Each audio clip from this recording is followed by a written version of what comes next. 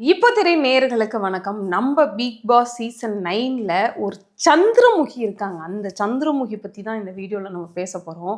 அவங்க வந்து பார்த்தீங்கன்னா, வைல்ட் கார்ட் கண்டஸ்டன்ட்டா வந்தவங்க. நீங்க அப்படியே யோசிக்கலாம் யார பத்தி பேச போறேன் அப்படின்னு சொல்லிட்டு. கண்டிப்பா திவ்யா பத்தி கிடையாது. ஒருத்தவங்க இருந்தாங்க இல்லையா? சாண்ட்ரா பத்தி தான் பேச போறோம். சாண்ட்ரா வந்து பிக் பாஸ்க்குள்ள ஃபர்ஸ்ட்டு இதுவரைக்கும் பிக் பாஸ் ஹிஸ்டரியிலேயே ஒரு கப்புலா வந்துட்டு கண்டஸ்டன்ட்டா வந்தவங்க பிரஜன் அண்ட் சாண்ட்ரா. அது வந்து ஒரு பெரிய ஹிஸ்ட்ரி அப்படின்னே சொல்லலாம். ஆமாங்க. அது ஹிஸ்ட்ரி தான். அவங்க உள்ள வந்ததுக்கப்புறம் பார்த்தீங்க அப்படின்னா, பயங்கரமா வந்து விஜய் சேதுபதி கிட்டலாம் பேசினாங்க. நான் வந்து வேற மாரி மாத்தப் போறேன். உள்ள இருக்கிறவங்க யாருமே சரியில்ல. அவங்க எல்லாரையும் நான் மாத்தப் போறேன். அப்படிலாம் அவங்க பேசிட்டு இருந்தாங்க இல்லையா?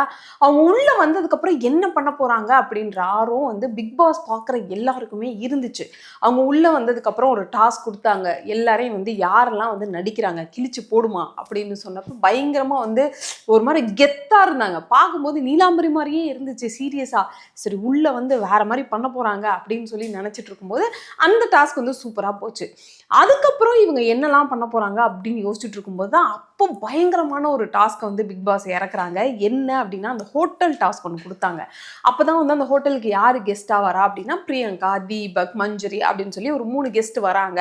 இவங்க எல்லாருமே ஆல்ரெடி பிக் பாஸ் கண்டஸ்டன்ட்டா இருந்தவங்க தான் போன சீசன்ஸ்ல. ஸோ இவங்க வராங்க அப்படின்னு சொல்லிட்டு ஹோட்டல் மாதிரி நடத்துங்க அப்படின்னு சொல்லியிருந்தாங்க. ஸோ அந்த ஹோட்டல் டாஸ்க்லேயும் பார்த்தீங்க அப்படின்னா எல்லா கண்டஸ்டண்ட்டும் பயங்கரமாக வந்து நான் சூப்பராக பண்ண போகிறேன் அப்படின்ற மாதிரி வந்து இறங்கி வேலை செஞ்சுட்டு இருந்தாங்க. அப்போ பார்த்தீங்க அப்படின்னா பிக் பாஸ் வந்து நம்மளோட சாண்ட்ராவை தனியாக கூப்பிட்டு உங்களுக்கு ஒரு சீக்ரெட் டாஸ்க் கொடுக்க போகிறோம். அந்த டாஸ்க்கை மட்டும் நீ சூப்பராக பண்ணிடுவீங்களா, பயமா இருக்கா அப்படின்லாம் சொல்லி கேட்கும்போது கிடையவே கிடையாது. எனக்கு பயமா அப்படிலாம் ஒன்றுமே கிடையாது. 101% நான் சூப்பராக பண்ணிடுவேன் அப்படின்ற மாதிரி சொன்னாங்க. சரின்னு உள்ள வந்ததுக்கப்புறம் பார்த்தா ஒரு ஒரு ஒரு டிரான்ஸ்ஃபர்மேஷன் குடுத்தாங்க பாருங்க. நீலாம்பரி, சந்திரமுகி எல்லாரையும் கலந்து ஒரு ஒரு டிரான்ஸ்ஃபர்மேஷன் குடுத்தாங்க அந்த டாஸ்க்ல. அதுல வந்து பயங்கரமா பண்ணாங்க. யார் என்ன சொன்னாலுமே அதுக்கு வந்து அகைன்ஸ்ட்டா பண்ணணும். அவங்களுக்கு குடுத்தது என்ன அப்டின்னா, நீங்க 2 பேர உங்க டீம்ல இருந்து வெளில இறக்கணும் அப்டின்றது தான். அந்த டாஸ்க்ல அவங்க பெர்ஃபார்மன்ஸ பார்த்து அது பெர்ஃபார்மன்ஸ்ன்னு நமக்கு தான் தெரியும். ஆனா கண்டஸ்டன்ட்க்கு தெரியாது. அவங்க எல்லாருமே பார்த்தா, "என்னத்துக்கு சாண்ட்ரா இவ்ளோ பயங்கரமா யார் சொல்றதையுமே கேட்காம நடந்துக்கிறாங்க. ஏன் இவ்ளோ வயலன்ட்டா இருக்கிறாங்க? ஒருத்தர் சொல்றதையும் மதிக்க மாட்டேங்கிறாங்க." கெஸ்ட் கிட்ட போய் தும்முறது, அப்புறம் வந்து அந்த ஹோட்டல் யூனிஃபார்ம போடாம இருக்கிறது, வேணுக்குன்னே வந்துட்டு நான் இவங்கள ஃபயர் பண்றேன், இவங்க என் டீம்ல இருக்கக்கூடாது அப்படின்னு சொல்லி திவாகர ஒதுக்குனது அப்படின்னு சொல்லிட்டு வேற மாரி ஒரு பெர்ஃபார்மன்ஸ் அவங்க பண்ணாங்க. அத பார்க்கும்போது விஜய் சேதுபதி கூட வந்து அந்த வீக்கெண்ட்ல பயங்கரமா பாராட்டுனாரு. சூப்பரா ஒரு குறும்படம்லாம் இந்த சீசன்ல போட்ட ஃபர்ஸ்ட் குறும்படம் அதுதான். இந்த மாரி வந்து சூப்பரா டாஸ்க் பண்ணீங்க அப்படின்னு சொல்லி அவங்கள பாராட்டும்போது எல்லா கண்டஸ்டன்ட்டுக்குமே பயங்கர பயமாவும் இருந்துச்சு, ஷாக்காவும் இருந்துச்சுன்னு சொல்லலாம். "ஏய்! இது சீக்ரெட் டாஸ்க்கா? சொல்லவே இல்ல. உங்கள எல்லாருமே திட்டினோமே!" அப்படின்ற மாதிரி வந்து எல்லாருமே வந்து பேசுனாங்க. பார்க்கறதுக்கு சூப்பரான ஒரு கண்டஸ்டன்ட்ப்பா. பயங்கர தரமா ஒருத்தர இறக்கியிருக்காங்க அப்படின்ற மாரி தான் இருந்துச்சு. அதுக்கப்புறம் போற வாரத்துலலாம் பார்த்தா, அவங்க அப்படியே பிரஜன் பின்னாடியே சுத்திட்டு இருந்தாங்க.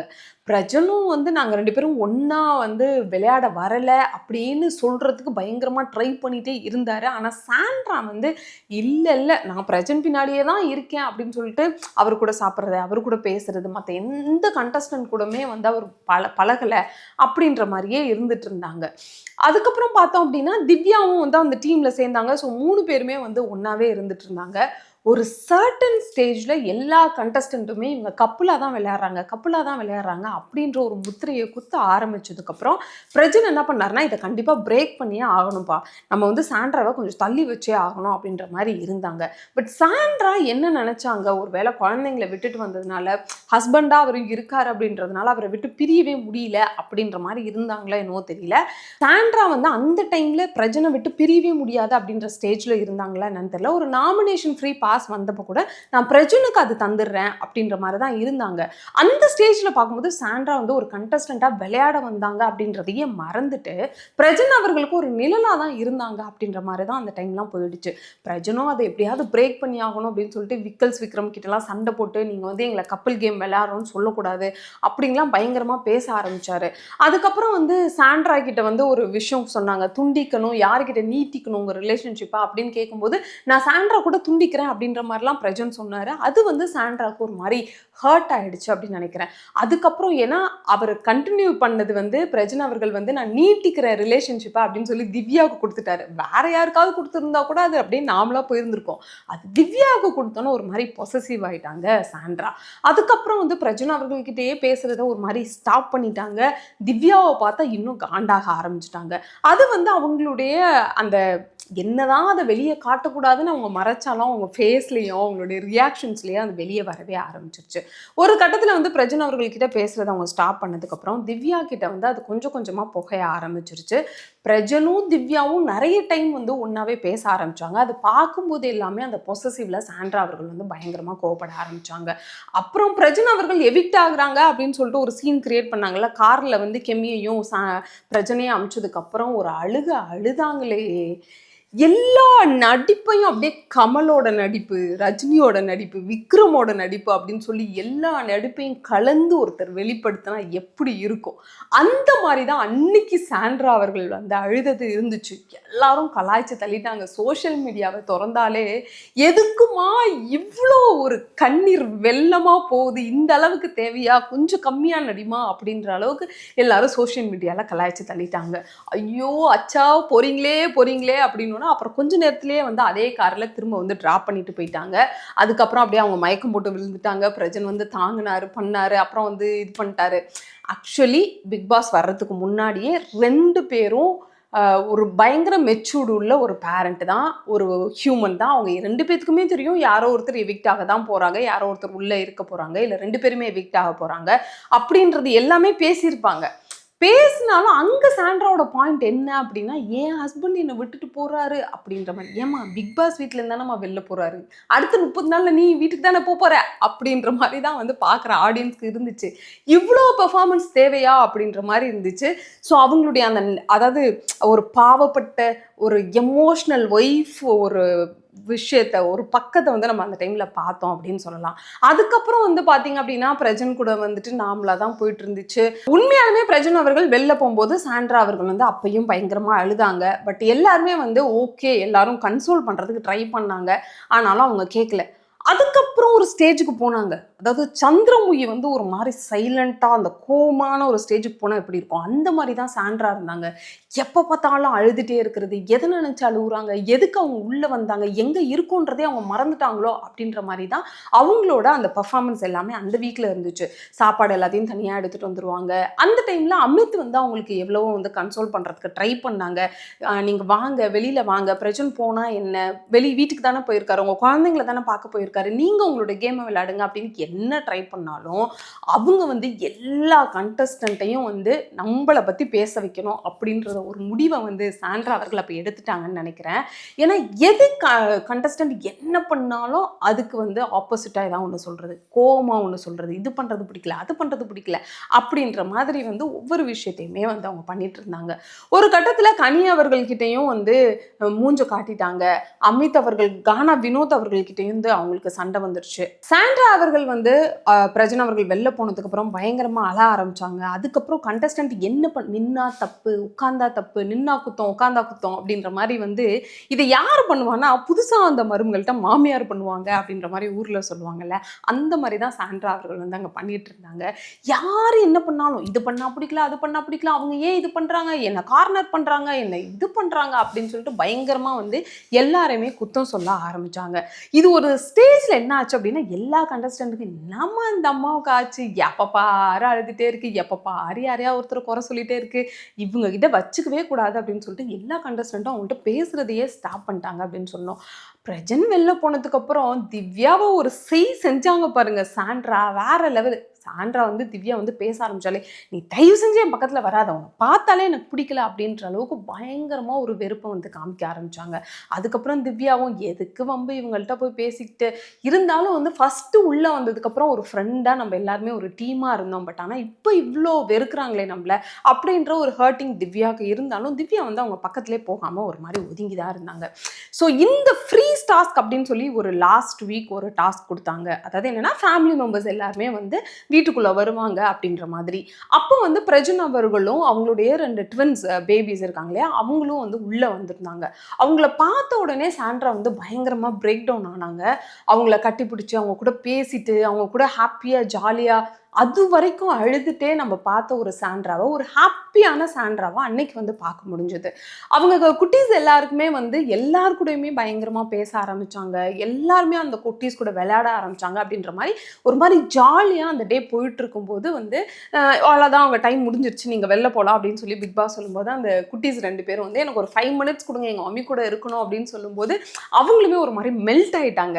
ஐயோ எப்படா நம்ம பேபிஸை விட்டு இருக்கிறது அப்படின்ற மாதிரி மெல்ட் ஆயிட்டாங்க. அங்கே வந்து ஒரு லவ்விங் மதரை வந்து பார்க்க முடிஞ்சது. அந்த மாதிரிலாம் இருந்தாலும் அதுக்கப்புறம் வந்து அந்த பேபிஸ் வெளில போனதுக்கப்புறம் அது வந்து ஒரு பயங்கரமான ஒரு பிரேக் டைமாக இருந்துச்சு சாண்ட்ராக்கு அப்படின்னு சொல்லலாம். காரணம் என்னென்னா ஃபேமிலியை பார்த்தோன்னா அவங்க ஒரு மாதிரி பூஸ்டப் ஆகிட்டாங்க. ஓகே இதுக்கப்புறம் அவங்க வேறு மாதிரி விளையாடுவாங்க அப்படின்னு சொல்லி ஆரம்பிக்கும்போது அப்போ தான் அவங்க எல்லா கண்டஸ்டன்ட் கிட்டேயுமே பேச ஆரம்பிக்கிறாங்க ஒவ்வொருத்தர்கிட்டயா. ஸோ அது வந்து அவங்களுக்கே ஆச்சரியமாக இருந்துச்சு. பரவாயில்லையே ஒரு ஃபேமிலி வந்துட்டு போனதுக்கப்புறம் அவங்க இந்த அளவுக்கு சேஞ்ச் ஆகிருக்காங்க, எல்லார்கிட்டையுமே பேசுகிறாங்க. இதுக்கு முன்னாடி அவங்களுக்கு தப்பாக தெரிஞ்ச விஷயங்கள் எல்லாம் இப்போ அவங்களுக்கு அது தப்பாகவே தெரியல, எல்லாமே நார்மலாக இருக்கு அப்படின்ற மாதிரி தான் இருந்துச்சு. ஸோ எல்லாருக்குமே அது ஒரு ஆச்சரியமாக இருந்தாலும் சில பேர் வந்து உண்மையாலுமே அவங்க மாறிட்டாங்களா, இல்லை அவங்களுக்கு வேற ஏதாவது அம்னீஷியா அந்த மாதிரி ஏதாவது வந்திருக்குமோ, இது வரைக்கும் நடந்த விஷயங்கள் எல்லாத்தையும் அவங்க மறந்துட்டாங்களோ அப்படின்ற அளவுக்கு வந்து வேற மாதிரி ஒரு டிரான்ஸ்ஃபர்மேஷனை சாண்ட்ரா கொடுத்தாங்க. ஸோ சாண்ட்ரா வந்து எல்லார்கிட்டையுமே பேச அவங்க ட்ரை பண்ணாலும் பட் எல்லாரும் இவங்க எந்த நேரத்தில் இன்னொரு மாதிரி மாறுவாங்க, மறுபடியும் சந்திரமுகியாக மாறுவாங்கன்றது தெரியாது. பட் நம்ம ஒரு லிமிட்லேயே இருந்துப்போம் அப்படின்னு சொல்லி எல்லாரும் ஒதுங்கி இருக்கும்போது நம்ம பாருவுக்கு இருக்கிற நல்ல மனசு வேற யாருக்குங்க வரும்? வேற யாருக்குமே வராது, பாருக்கு தான் வரும் அப்படின்ற மாதிரி பாரு வந்து என்ன பண்ணாங்க அப்படின்னா சாண்ட்ரா கூடவே பயங்கரமா ஒட்ட ஆரம்பிச்சாங்க. எனக்கு கூட ஒரு டவுட் இருந்தது. ஃபர்ஸ்ட் பிரஜன் அவர்கள் இருக்கும்போது சாண்ட்ரா தான் என் ஹஸ்பண்டையே நீ சைட் அடிச்சல அப்படின்ற மாதிரி ஒரு மாதிரி பேசினாங்களே அப்படின்னு இருந்தவங்க இப்போ வந்து அப்படியே நாங்கள் வந்து ஒட்டிக்கிட்டே பிறந்தோம் அப்படின்ற அளவுக்கு 2 பேரும் அப்படியே ஒட்டிக்கிட்டே இருக்க ஆரம்பிச்சாங்க. பாரு வந்து இப்போ ரொம்ப அப்செட்டாக இருக்காங்க, கம்ருதீன் மேலே கோவமாக இருக்காங்க, அவங்க ஃப்ரஸ்ட்ரேஷனில் இருக்காங்க அப்படின்ற மாதிரிலாம் ஸ்டேஜ் இருக்கும்போது நம்மளோட சாண்ட்ரா தான் நான் உனக்கு இருக்கேன், அக்காவாக இருக்கேன், துணையாக இருக்கேன் அப்படின்ற மாதிரி வந்து அவங்கள கன்சோல் பண்ணுறது, அவங்கள வந்து தேத்துறது அப்படின்ற விஷயங்கள் எல்லாத்தையுமே பண்ணிட்டு இருக்கிறாங்க. பட் ஃபஸ்ட்டு வீக் பார்த்த ஒரு சாண்ட்ராவை இவ்வளோ நாள் கழிச்சு நம்ம பார்க்கவே இல்லை அப்படின்றது தான் ஒரு உண்மையாக இருக்குது. சரி டாஸ்க்லாம் அவங்க எப்படி விளையாண்டாங்க, வீட்டில் எப்படி விளையாண்டாங்க அப்படின்னு சொல்லி பார்க்கும்போது டாஸ்க் எதுலேயுமே வந்து அவங்க ஒரு இன்வால்மெண்ட்டோட விளையாண்டாங்க அப்படின்றத பார்க்கவே இல்லை. கோர்ட் டாஸ்க் நடந்தது, அதுக்கப்புறம் பார்த்தீங்க அப்படின்னா அந்த வந்து ஜூஸ் டாஸ்க் நடந்தது, அந்த மாதிரி நிறைய விஷயங்கள் நடந்தப்போ எல்லாமே வந்து இவங்க வந்து அவங்களோட இன்வால்மெண்ட்டை காட்டவே இல்லை. ஏதோ ஒரு விஷயத்த அவங்க யோசிச்சுக்கிட்டே இருக்காங்க. ஒரு பிக் பாஸ்ல இருக்கும், நமக்கு ஒரு பெரிய சான்ஸ் கிடைச்சிருக்கு அப்படின்றத அவங்க ரியலைஸே பண்ணல அப்படின்ற மாதிரி தான் இருந்தது. ஸோ இப்போ வரைக்குமே அப்படி தான் போயிட்டுருக்கு. இப்போ வந்து டிக்கெட் டு ஃபினாலே டாஸ்க்கும் போயிட்டுருக்கு. அந்த டாஸ்க்லேயும் வந்து ஃபஸ்ட்டாக அவங்க வெளில வந்தது அவங்க தான். எந்த ஒரு இடத்துலையுமே அவங்களோட பவர் என்ன, அவங்களால எவ்வளோ முடியும், அவங்களோட கேப்பபிள் என்ன அப்படின்றத அவங்க யோசிக்கவே மாட்டேங்கிறாங்க. ஒரு மேம்போக்கா ஜஸ்ட் லைக் தட் இருக்கட்டும் அப்படின்ற மாதிரி தான் அவங்க கடந்து போகிறாங்க அப்படின்ற மாதிரி இருக்குது. ஆனால் ஒரு விஷயத்த சாண்ட்ரா இப்போ பண்ணிட்டு இருக்காங்க, முன்னாடி பண்ண ஒரு விஷயத்த அவாய்ட் பண்ணிட்டாங்க அப்படின்னு நான் நினைக்கிறேன். அது என்ன அப்படின்னா அழுது ஒரு கேம் விளையாடணும், எல்லாருக்கிட்டையும் நம்மளை நெகட்டிவாக பேச வைக்கணும் அப்படின்ற ஒரு விஷயத்த அவங்க கான்ஷியஸாகவோ அன்கான்ஷியஸாகவோ பண்ணிட்டு இருந்தாங்க. பட் இப்போ அந்த விஷயத்த அவங்க ஸ்டாப் பண்ணியிருக்காங்க. ஏதாவது ஒரு விஷயம் அவங்களுக்கு தப்பாக நடக்குது அவங்க முன்னாடி அப்படின்னா அது கேள்வி கேட்குறாங்க. ஏன்னா விக்ரம் வந்து திவ்யாவை ஒரு விஷயம் சொன்னதாக இருக்கட்டும், நீங்கள் வந்துட்டு ஃப்ராடு அப்படின்லாம் சொல்லும்போது நீங்கள் அப்படி பேசவே கூடாது, அது வந்து எல்லாருக்கும் முன்னாடி பேசுகிற விஷயங்கள் கிடையாது அப்படின்னு அவங்களுடைய பாயிண்ட்டை எடுத்து வச்சதாக இருக்கட்டும். இல்லை கம்ருதீன் வந்து பாருவை டார்கெட் பண்ணி நிறைய விஷயங்கள் பேசும்போது கம்ருதீன் நீ சொன்ன விஷயத்தை திரும்ப திரும்ப பேசிட்டு இருக்க, அப்படி பேசாத அப்படின்னு சொன்ன விஷயங்களா இருக்கட்டும், எல்லாத்தையுமே ஸ்ட்ராங்காக இப்போ வந்து ஒரு சாண்ட்ரா வந்து வெளிப்படுத்திட்டு இருக்கிறாங்க. ஸோ அவங்களுடைய பவர் அப்படின்றது டாஸ்க்ல நம்ம பார்க்காட்டியும் கண்டஸ்டன்ட் கிட்ட கொஞ்சம் பார்க்க முடியுது அப்படின்றது தான் உண்மையாக இருக்குது. இருந்தாலும் இவங்க வந்து நம்ம பல நடிப்பு, இவங்க அழுதது, இவங்க கோவப்பட்டது, இவங்க வந்து இப்போது பார்வை வந்து அணைக்கிறது அப்படின்னு சொல்லி நிறைய ஷேட்ஸை வந்து சாண்ட்ரா கிட்ட பார்க்க முடியுது. பட் இருந்தாலும் இதுக்கப்புறம் வர டாஸ்க் எல்லாமே பயங்கர கஷ்டமாக அவங்களுடைய பொறுமையை சோதிக்கிற மாதிரி தான் இருக்க போகுது. பட் அதை சாண்ட்ரா தாங்குவாங்களா, சாண்ட்ரா டாப் 5க்குள்ளே வருவாங்களா அப்படின்றது ஒரு பெரிய கேள்விக்குறியாக தான் இருக்குது. இருந்தாலும் பல ஷேட்ஸை காமிச்சு எங்களுடைய நடிப்பு அரக்கியை பற்றி நம்ம பேசணும் அப்படின்றதுக்காக தான் இந்த வீடியோ. நீங்கள் சாண்ட்ரா பற்றி என்ன நினைக்கிறீங்க அப்படின்றத மறக்காம கமெண்ட்டில் சொல்லுங்கள். ஸோ நிறைய வீடியோஸ் இதை மாதிரி இன்ட்ரெஸ்டிங்காக பார்க்கணும் அப்படின்னு நினச்சிங்கன்னா நம்மளுடைய இப்போ திரை சேனலை சப்ஸ்கிரைப் பண்ணுங்கள்.